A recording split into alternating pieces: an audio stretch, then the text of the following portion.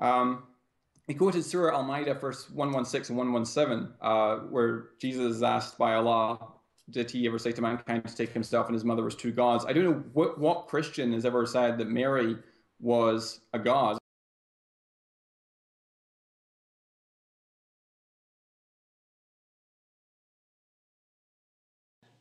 Archaeologists found a papyrus. It's part of the Rylands Papyrus collection.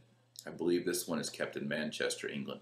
It's papyrus 470, also known as P470. And it's dated to 250. And it's a prayer written on papyrus to the Virgin Mary. So we're talking about 250, all right? So 250 years after the birth of Christ. And it reads this, translated from the Greek. Under thy compassion we take refuge, O Mother of God. That's the word Theotokos in Greek. Under thy compassion we take refuge, O Mother of God. Do not despise our petitions in time of trouble, but from dangers ransom us, singularly holy, singularly blessed. Wow, 250. Here's a prayer written down with devotion to Our Lady. I mean, there seems to be a misconception on the part of Muhammad that Mary was somehow part of or somehow involved with God, which seems to also have confused Ibn Ishaq in Sirat al-Zu'ala, one of the early biographers of Muhammad.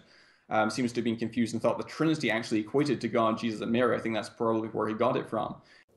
Now, interestingly here, Western polemicists, they look at this ayah of the Quran and they say, look, the Quran has it wrong. The Quran has a strange conception, an erroneous conception of the Trinity, that the Quran conceives it as being somewhat of a holy family, the Father, Son, and the Holy Mother.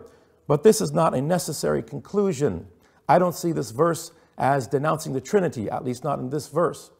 I see this verse as denouncing what's known as Christolatry, the deification of Christ alayhi salam, and Mariolatry, the deification of Maryam alayhi salam. And we're going to talk about how Christ was deified, but how was Maryam alayhi salam deified? A quick example, the Third Ecumenical Council in 431 of the Common Era, the Council of Ephesus. It was voted upon by the Proto-Orthodox bishops that Maryam alayhi salam is Theotokos, which some have translated as the Mother of God, but a more accurate translation is the bearer or carrier of God. So to suggest that an entity has the power or capacity to carry or bear God, to handle God, is to impute upon that entity a divine quality.